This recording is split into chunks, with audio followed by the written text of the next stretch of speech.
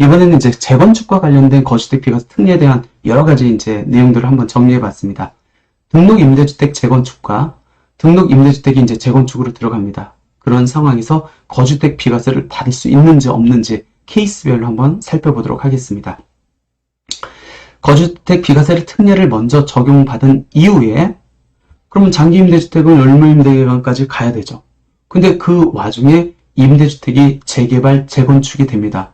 그럼 이미 거주택 비과세 받은 거 추징됩니까? 라는 문제예요. 추징하면은 재개발, 재건축 사업에 의해서 이루어지는 건데 너무 불합리하겠죠? 그래서 조문에 이런 규정이 있어요. 재개발 사업으로 임대 중이었던 장기 임대주택이 멸실되어 등록이 말소되면은 그 말소된 날에 해당 임대기간을 충족한 것으로 보아 제20항 특례를 적용한다. 거주택 비과세 특례 추징한대. 이렇게 보시면 될 것 같고, 그럼 이번에는 거주주택 비과세 특례를 아직 적용받지 않았어요. 그리고 임대주택을 보유하고 있는 상태에서 이 임대주택이 재개발, 재건축이 들어갑니다. 그러면 거주주택 비과세 못 받습니까?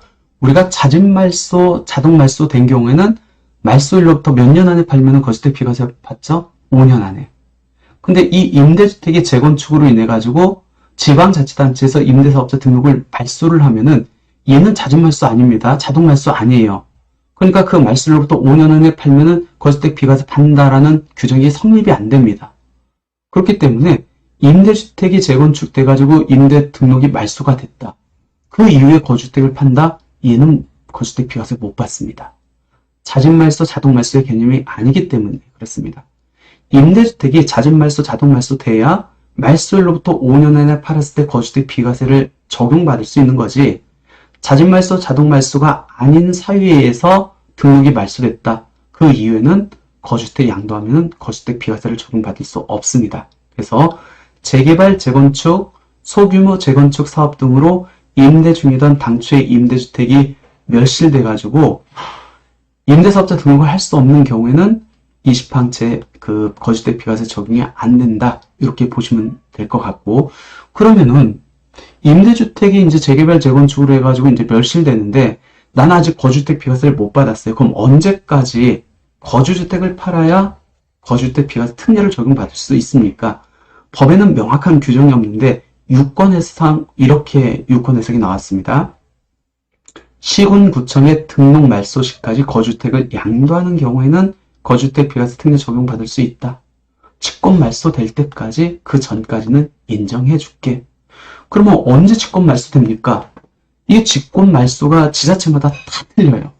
통상적인 경우에는 언제 직권 말소가 되냐면 임대 중이던 이제 재개발, 재건축 물건이 이주를 하고 멸실이 됩니다. 건물 멸실된 게 되면은 그때 지자체에서 대부분은 이제 직권으로 말소하는데, 지자체에서 하다 보니까 어떨 때는 이미 건물이 멸실됐음에도 불구하고 직권 말소가 안 되고 아직 임대사업자 등록증에 살아있는 경우도 있습니다. 그러니까 그때는 굉장히 주의하셔야 됩니다. 나는 멸실됐는데 그 이후에 임대사업자 등록이 아직 살아있다고 해가지고 등록증상에 기재되어 있다고 해가지고 거주택을 판다. 그러면은 거주택 비과세가 안 될 수 있기 때문에 그렇습니다.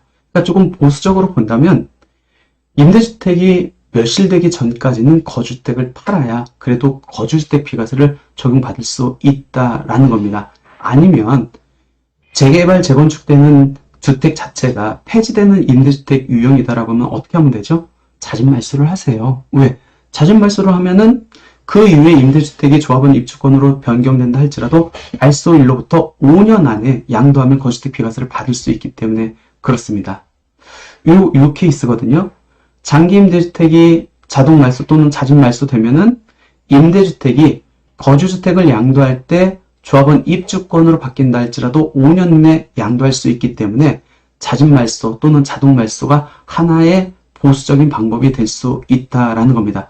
특히 주의해야 될 게 최근에 나온 유권 해석도 여기에 있는데 이런 케이스에 볼게요. 거주주택이 있습니다. 임대주택이 있어요. 그럼 이 임대주택이 재개발, 재건축으로 인해서 관처 이후에 멸실 됐겠죠? 그럼 대부분은 멸실되면은 지자체에서 직권 말소를 하는데 이게 지자체마다 다 틀리다겠습니다. 직권 말소가 안 되고 그냥 임대사업자 등록증에 살아있어가지고 그냥 단순히 임대사업자 등록증 임대 개시로부터 조금 있다가 자동 말소를 또 시키는 지자체들이 많이 있습니다. 그 이후에 거주주택을 5년 안에 팔았습니다. 왜? 임대사업자 등록증에는 자동 말소로 기재가 되어 있기 때문에 나는 자동 말소 됐네? 이날로부터 5년 안에 팔면은 거주택 비과세 받겠지. 근데 이거 거주택 비과세 안 된다는 유권 해석입니다. 논리를 보면 당연하겠죠. 이미 임대주택이 없었는데 그럼 이때 직권 말소된 거나 마찬가지인데 그 이후에 지자체에서 실수해가지고 자동 말소 됐다고 해서 이날로부터 5년 안에 팔면은 거주택 비과세 받는다? 논리가 성립이 안 되겠죠. 특히 조심하셔야 돼요. 보수적인 거는 임대주택이 멸실되기 전에 거주택을 파는 게 낫고, 혹시 멸실되는 임대주택이 폐지되는 임대주택의 유형에 해당한다. 그러면 잦은 말소했으면 잦은 말소. 이때 주의해야 될 거는 민간 임대주택법상 의무임대기한의 2분의 1을 경과하고 잦은 말소를 해야 되는 거고, 또 자동 말소 있으면 자동 말소 되면은 그냥 그날로부터 5년 안에 양도를 해야 보수적으로 접근을 할 수 있다라는 겁니다. 자꾸 제가 이렇게 좀 강조하는 이유가 거주주택 비과세는 세금을 내고 안 내고의 문제이기 때문에 그렇습니다. 세금 차이가 정말 몇 억이 왔다 가는 경우가 굉장히 크거든요. 그렇기 때문에 거주주택 비과세를 이렇게 팔았을 때 비과세가 되는지 안 되는지는 꼭 본인들이 판단하지 마시고 가까이 계시는 세무사님들하고 한번 꼭 상담을 하세요. 거주주택 비과세 요건을 충족했는지, 그리고 언제까지 팔아야 비과세가 되는지 안 되는지, 세금이 몇 억이 왔다 갔다 할 수 있기 때문에 그렇습니다. 상담 수수료 아까워하지 마시고 꼭 체크하세요. 나중에 후회합니다.